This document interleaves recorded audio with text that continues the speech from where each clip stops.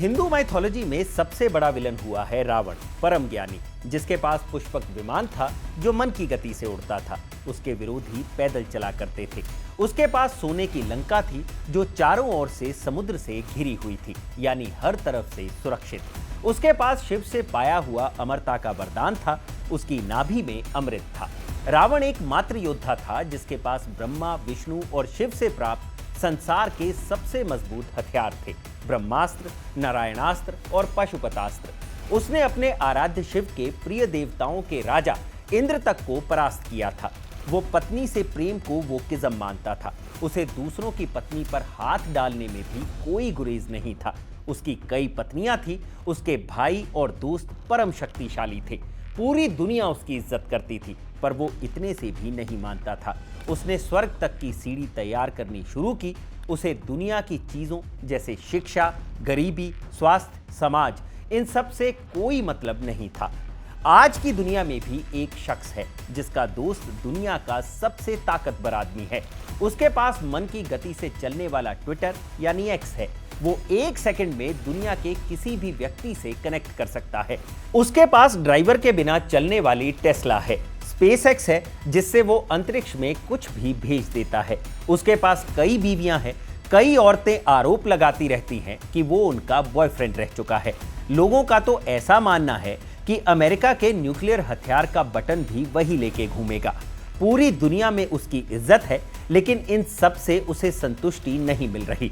उसे दुनिया की चीजों, शिक्षा, गरीबी, स्वास्थ्य, समाज, इन सब से भी कोई मतलब नहीं है। उसे ये सारी बातें बहुत तुच्छ और नकली लगती हैं।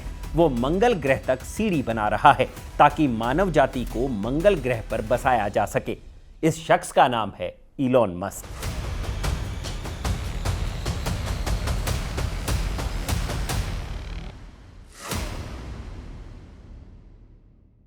अमेरिका का व्यापारी, लेकिन वो सिर्फ अमेरिका का नहीं लगता, वो पूरी दुनिया का व्यापारी लगता है जिसे थानोस की तरह ताकत पसंद है। उसे कमजोरी, सुस्ती और थकान बिल्कुल पसंद नहीं। उसका यही मानना है कि दुनिया ठीक से नहीं चल रही। उसके पास दुनिया के हर तरीके के विपरीत अपना एक तरीका है। वो हर चीज बदलना चाहता है, लेकिन उसे सिर्फ एक चीज समझ नहीं आ रही, ये दुनिया जिसमें वो रहता है। एक फूल बाग को उजाड़ने पर आ जाए तो क्या होगा? इस वीडियो में टटोलेंगे इसी सवाल का जवाब। नमस्कार, मैं हूं भूपेंद्र सोनी और आप देख रहे हैं खबर गांव, और ये किस्सा है इलॉन मस्क का।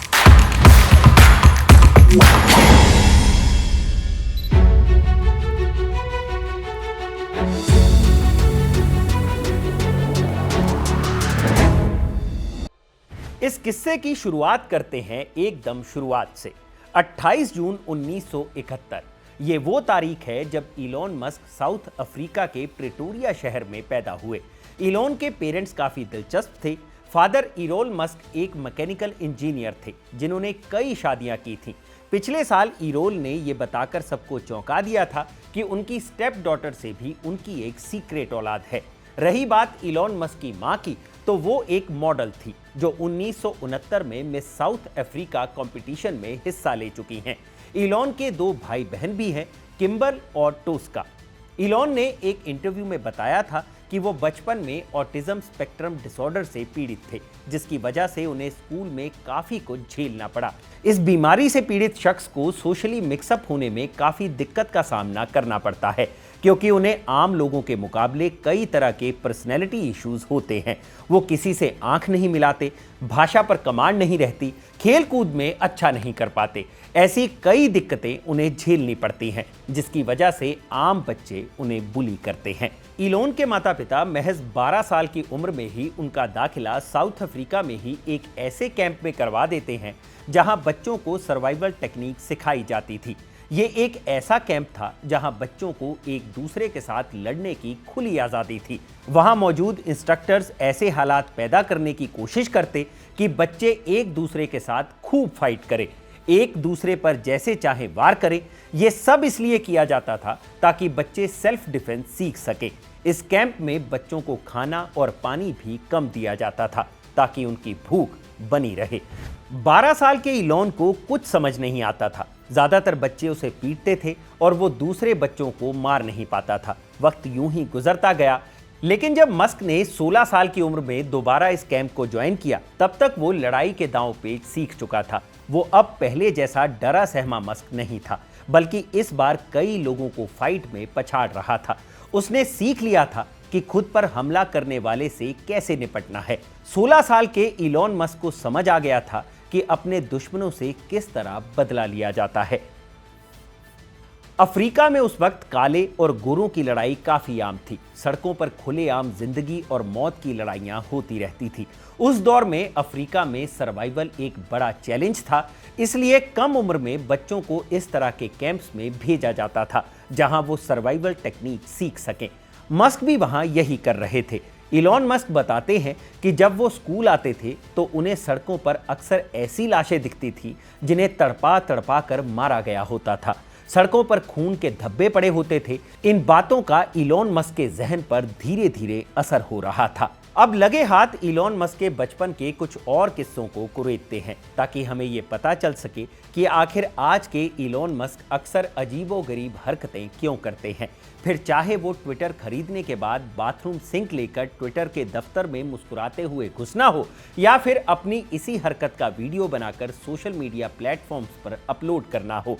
मार्क ज़करबर्ग को केज फाइट का न्योता देना हो, या ट्विटर से डील के दौरान टेक्स्ट के साथ टॉयलेट की इमोजी पोस्ट करना हो। कभी वो इंटरव्यू में डिज्नी के मालिक को गालियां दे देते हैं, तो कभी बड़ी बड़ी कंपनियों का टेक ओवर कर उसके पूरे स्टाफ को ही फायर कर देते हैं, जैसा उन्होंने ट्विटर के केस में किया।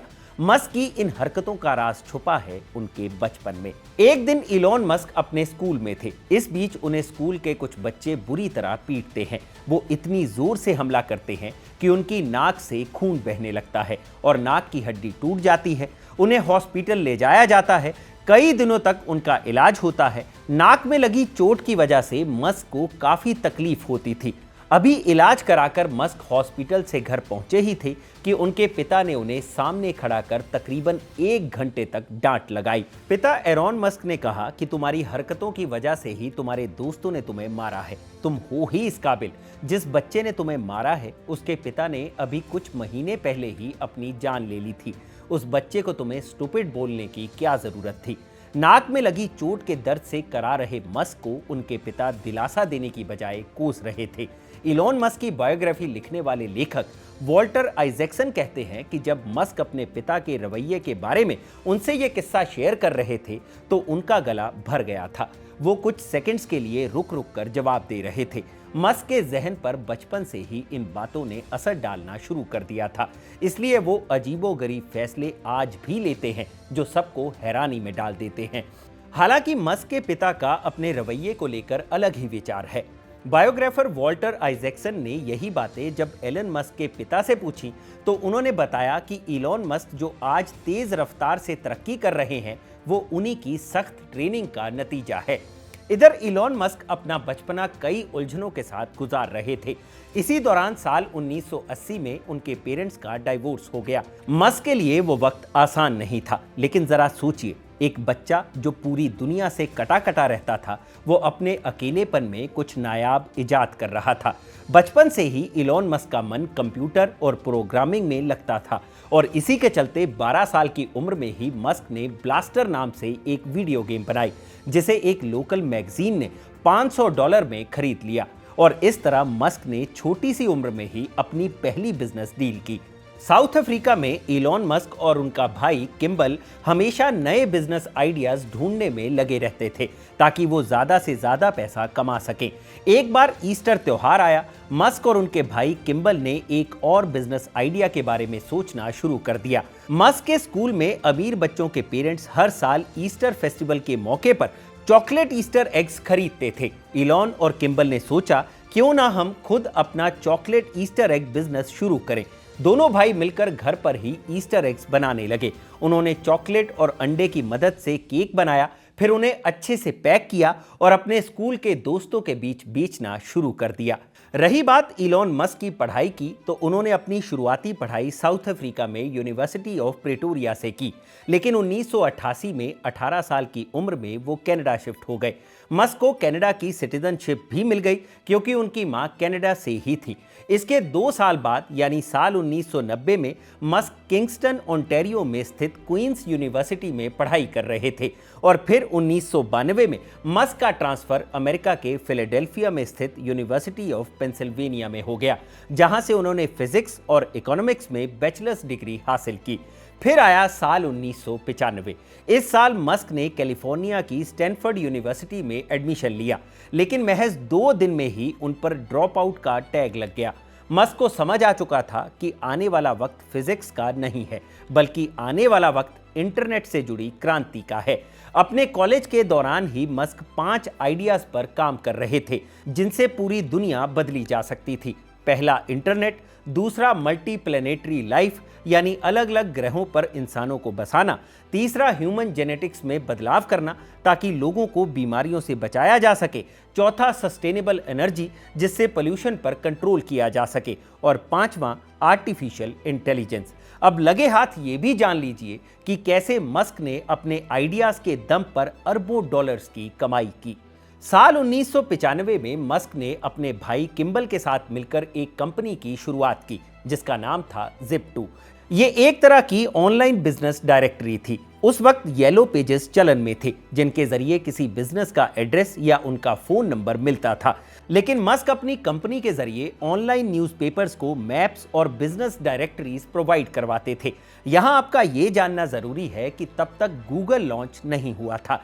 ये गूगल की शुरुआत से 3 साल पहले की बात है। मोटा माटी बात करें जो आज गूगल मैप कर रहा है, मस्क ने उसकी शुरुआत 1995 में Zip2 के जरिए कर दी थी। खैर ये आइडिया काफी यूनिक था और कॉम्पैक्ट ने 1999 में मस्क की कंपनी को $307 मिलियन में खरीद लिया। इस डील से मस्क ने $22 मिलियन कमाए और इस तरह मस्क महज 28 साल की उम्र में मिलियनियर बन गए। लेकिन ये तो महज एक शुरुआत थी।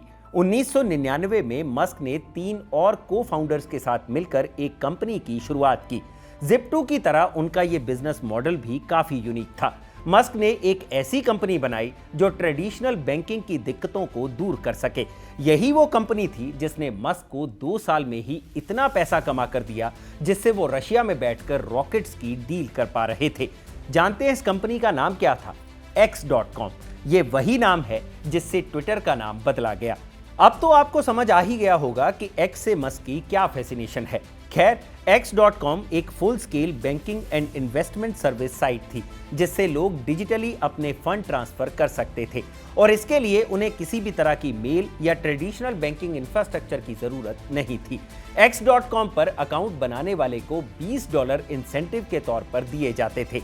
मस्क का ये वेंचर इतना हिट हुआ कि 2 महीने में ही इसके 1 लाख कस्टमर्स बन गए थे।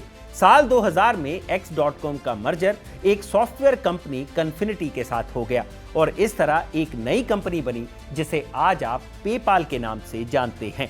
2002 में eBay ने इसे $1.5 बिलियन में खरीद लिया और इस डील से मस्क को मिले $180 मिलियन। महज 31 साल की उम्र में मस्क बिलियनियर बनने की दौड़ में शामिल हो चुके थे।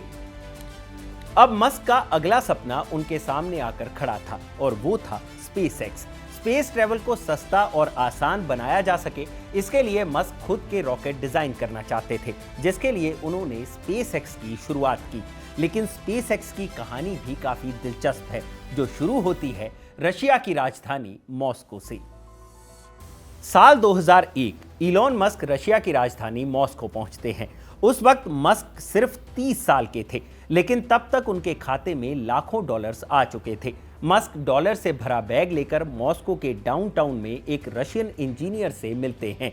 ये इंजीनियर रशियन स्पेस एजेंसी के लिए रॉकेट डिजाइन कर रहा था। इलॉन मस्क उसके सामने रशियन रॉकेट्स खरीदने का ऑफर रखते हैं। वो इंजीनियर पहले तो अपने सामने बैठे एक यंग लड़के को देखकर हैरान होता है और फिर अपने रॉकेट्स की कीमत बताता है। वो कहता है एक रॉकेट के लिए $8 मिलियन चुकाने होंगे।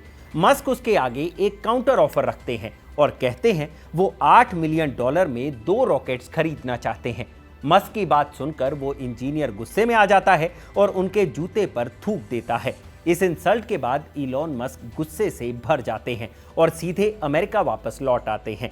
अगले दिन उनके टेबल पर रशियन रॉकेट्स का प्रोटोटाइप पड़ा हुआ था और इलॉन मस्क ये फैसला कर चुके थे कि वो अपना रॉकेट खुद बनाएंगे।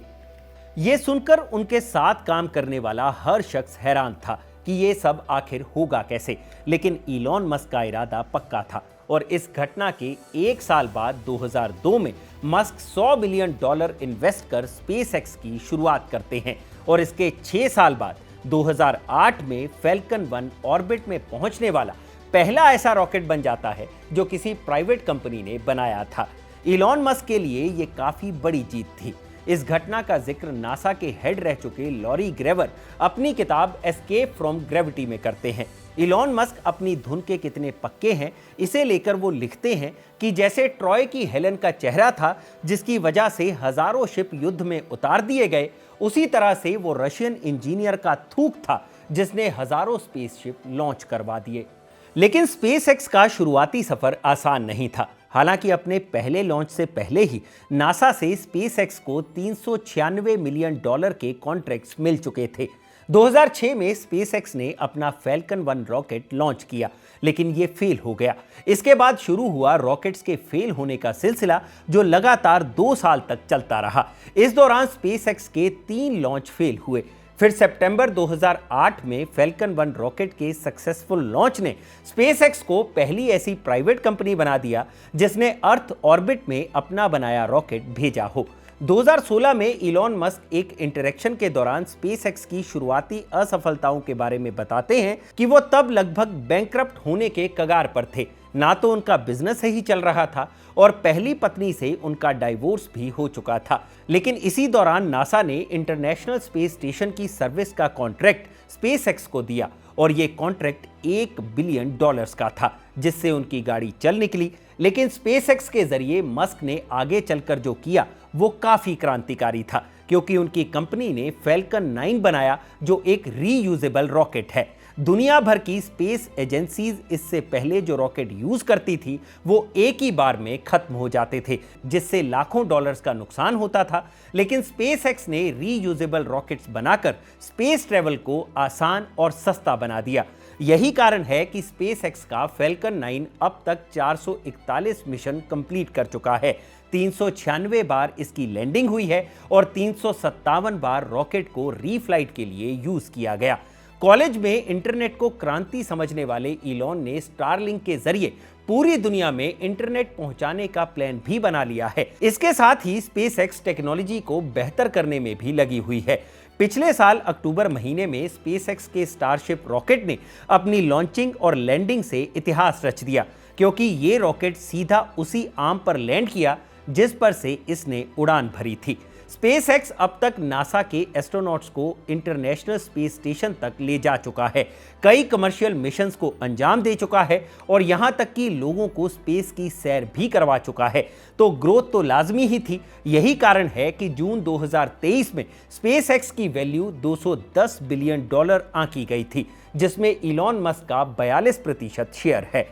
खैर, ये तो हुई स्पेसएक्स की बात, लेकिन इलॉन को जिस कंपनी ने सबसे ज्यादा पैसा कमा कर दिया उसकी बात भी कर लेते हैं। इसके लिए दोबारा लौटते हैं साल 2004 पर, जब इलॉन मस्क ने टेस्ला में $6.5 मिलियन इन्वेस्ट किए। असल में ये कंपनी मार्टिन एबरहार्ड और मार्क टापनिंग ने 2003 में शुरू की थी, जिसका नाम फेमस इन्वेंटर निकोला टेस्ला के नाम पर रखा गया था।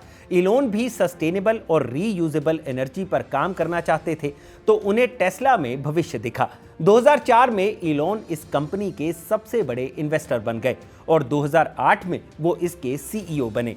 शुरुआत में ही मस्क को समझ आ गया था कि टेस्ला में उन्हें ज्यादा पैसा पंप करना पड़ेगा, क्योंकि मस्क इलेक्ट्रिक कारों का एक बड़ा बाजार खड़ा करना चाहते थे। लेकिन मस्क जो सोच रहे थे उसे असलियत में बनाना काफी महंगा था।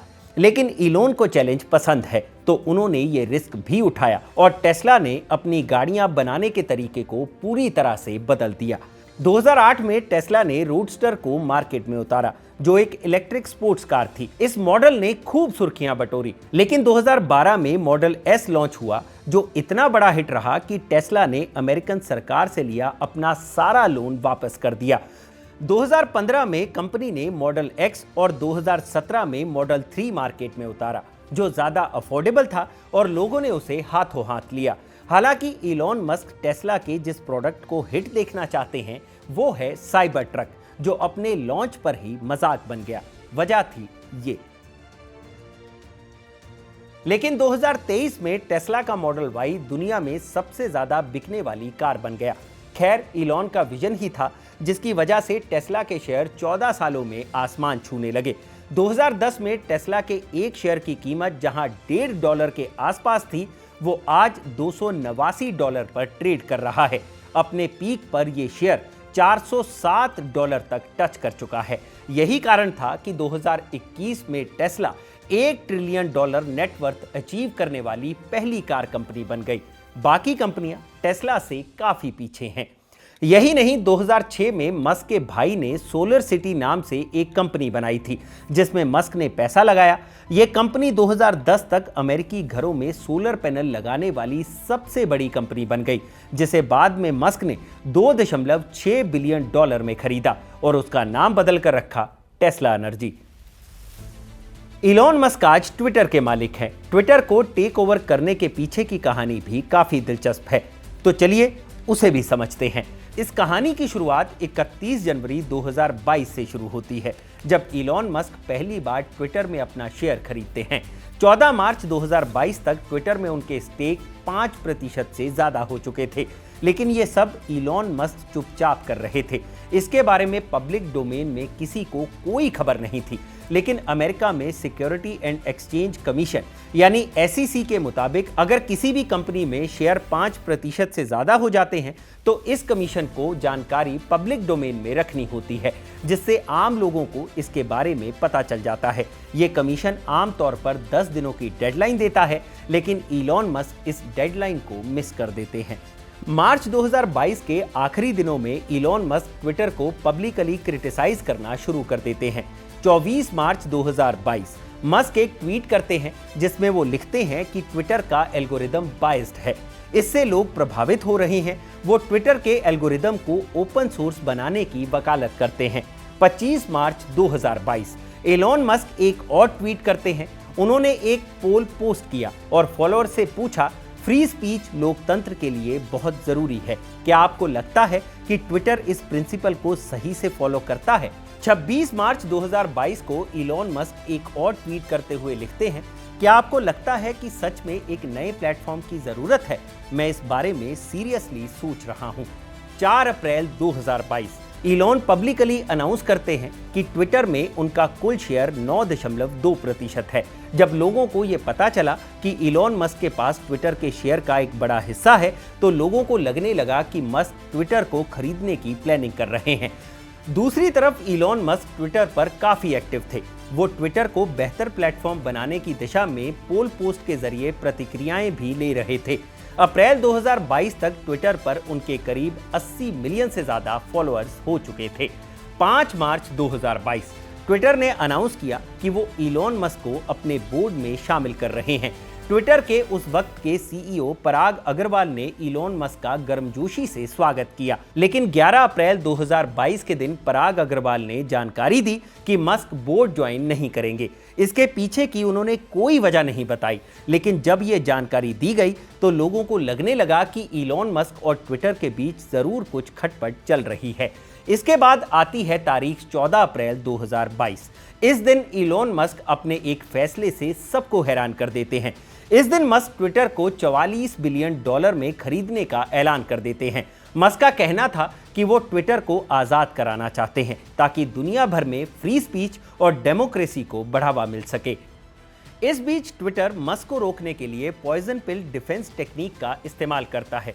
पॉइजन पिल टेक्निक का मतलब होता है कंपनी के शेयरों को ज़्यादा से ज़्यादा लोगों में बांट देना।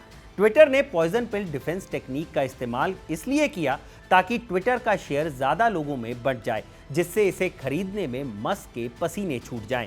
इधर 25 अप्रैल 2022 आते आते पता चलता है कि ट्विटर और मस्क के बीच फाइनल डील हो चुकी है। इलॉन मस्क ने $44 बिलियन देकर ट्विटर को खरीदने के कॉन्ट्रैक्ट पर साइन कर दिया है।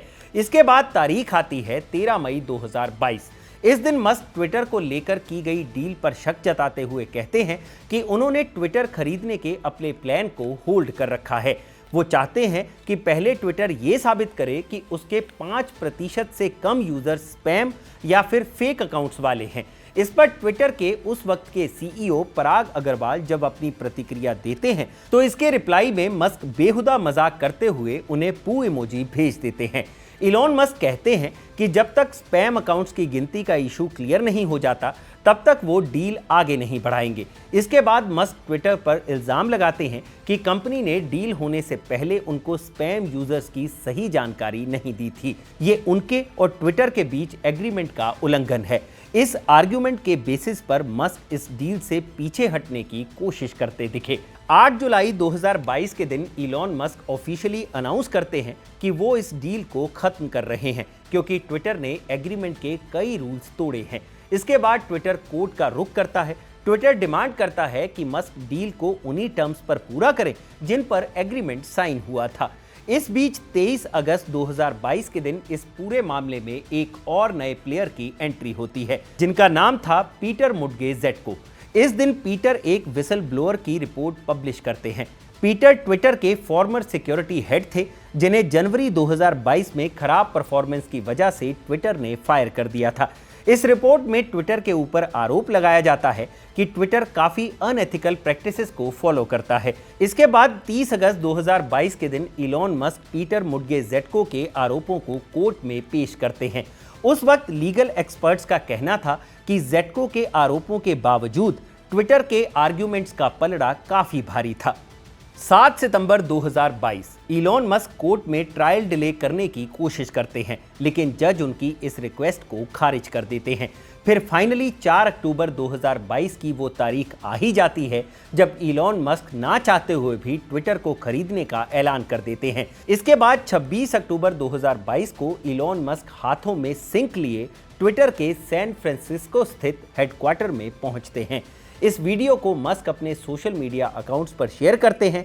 वहीं इलॉन मस्क ट्विटर का नाम बदलकर एक्स कर देते हैं, वही एक्स जिससे इलॉन मस्क का नाता बरसों पुराना था। इस बीच और खबर आई जिसके बारे में पहले से ही कयास लगाए जा रहे थे। खबर ये थी कि इलॉन मस्क ने ट्विटर में काम करने वाले 8000 एम्प्लॉइज में से करीब 6500 को फायर कर दिया है।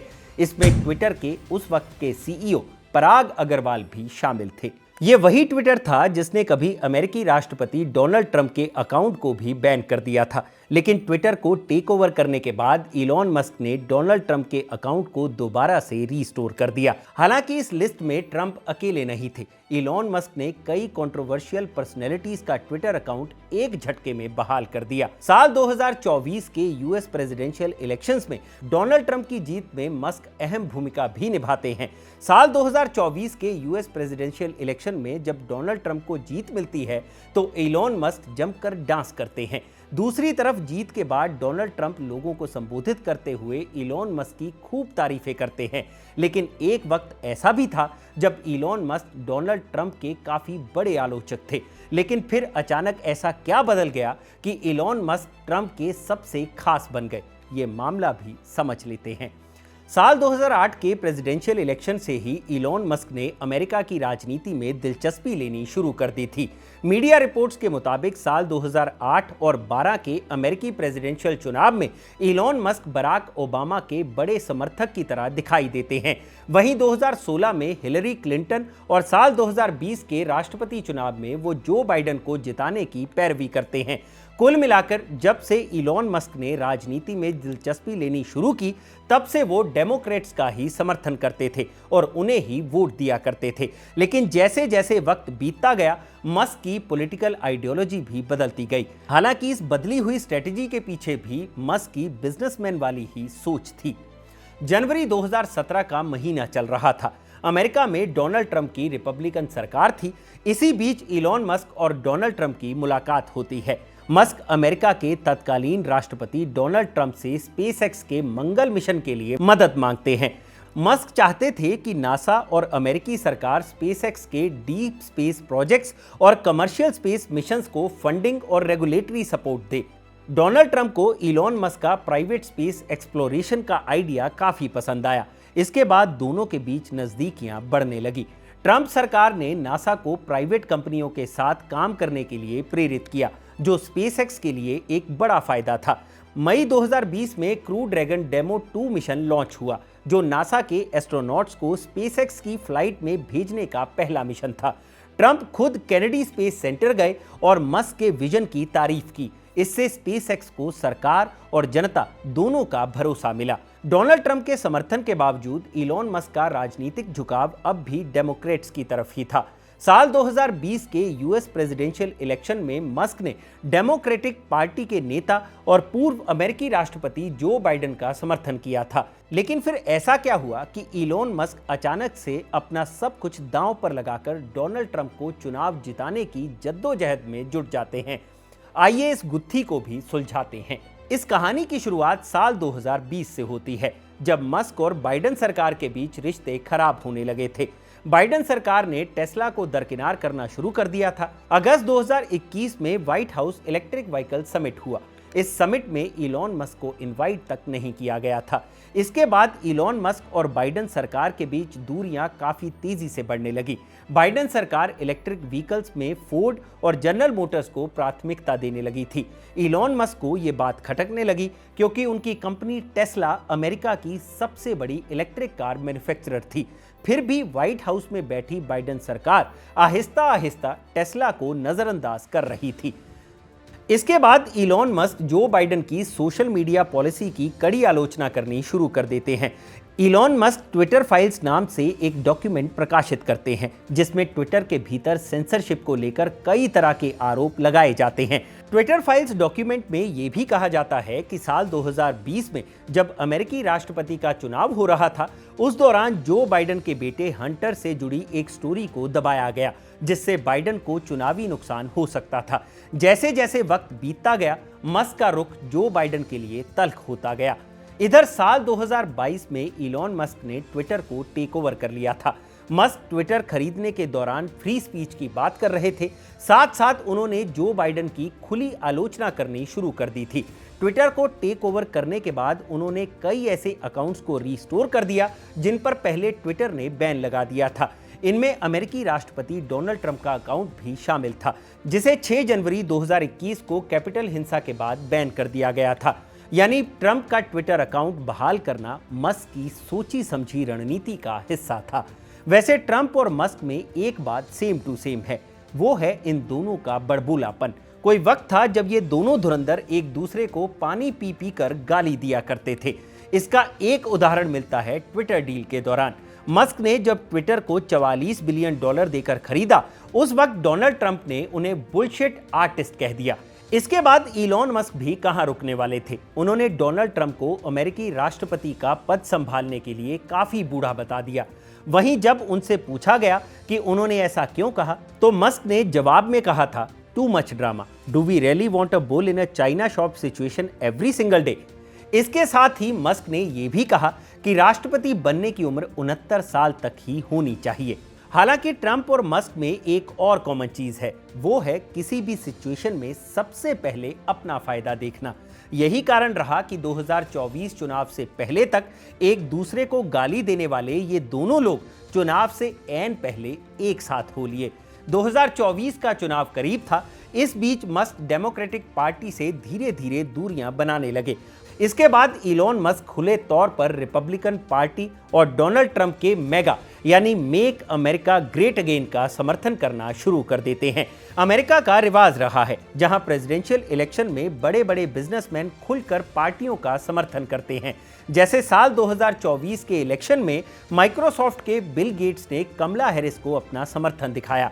वहीं दूसरी तरफ इलॉन मस्क ने अपना सीधा सपोर्ट डोनाल्ड ट्रंप को दिया।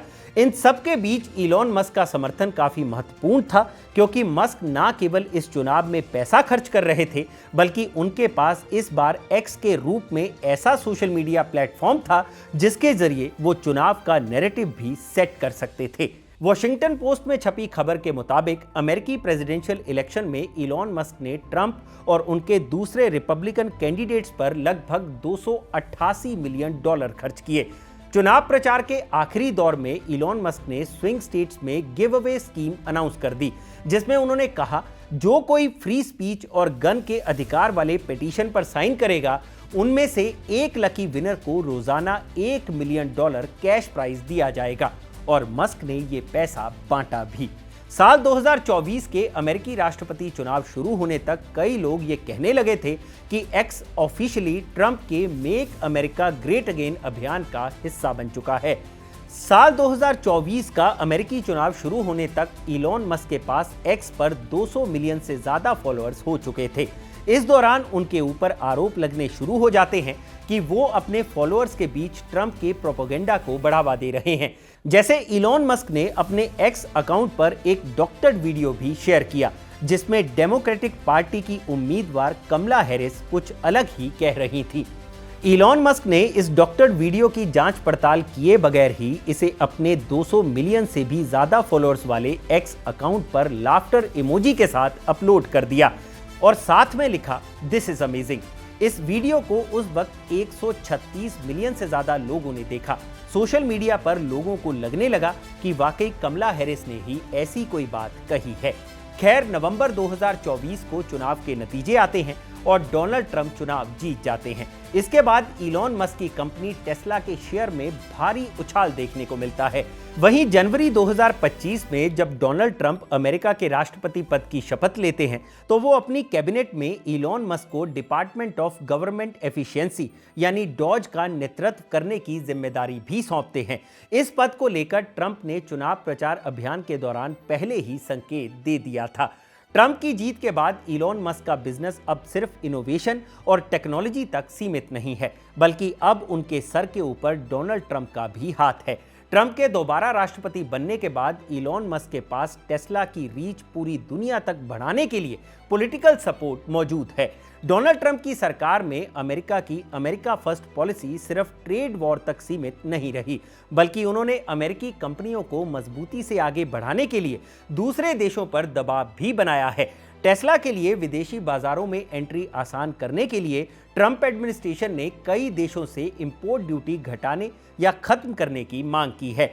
भारत टेस्ला के लिए एक बड़ा बाजार हो सकता था, लेकिन यहां विदेशी इलेक्ट्रिक कारों पर 110% तक इंपोर्ट ड्यूटी लगती है, जिससे टेस्ला की गाड़ियां बहुत महंगी पड़ती हैं। लेकिन अब भारत सरकार ने $40,000 से ज्यादा कीमत वाली गाड़ियों पर बेसिक कस्टम ड्यूटी को 110% से घटाकर महज 70% कर दिया है।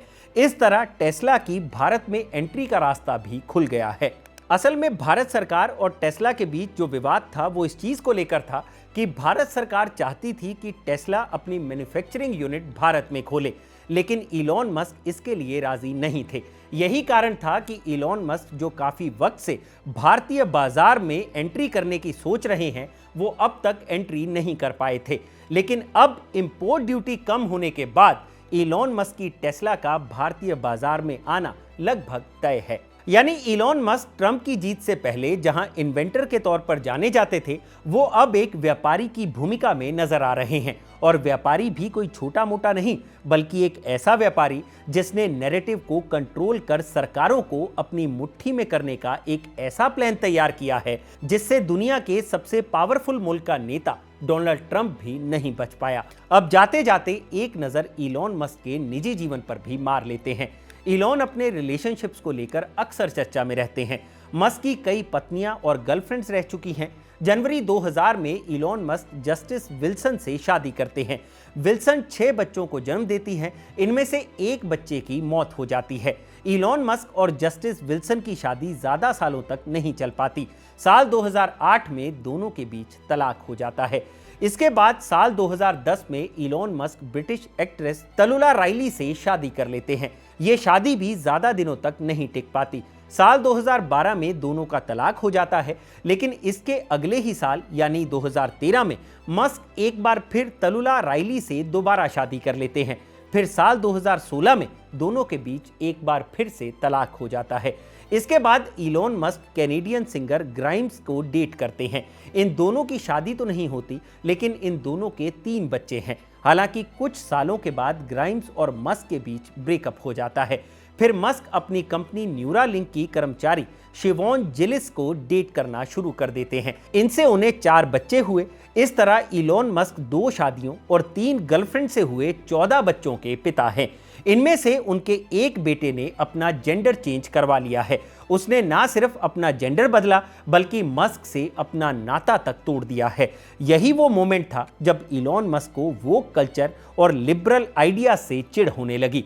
इसके बाद से मस्क ने खुले तौर पर वोक कल्चर का विरोध करना शुरू कर दिया।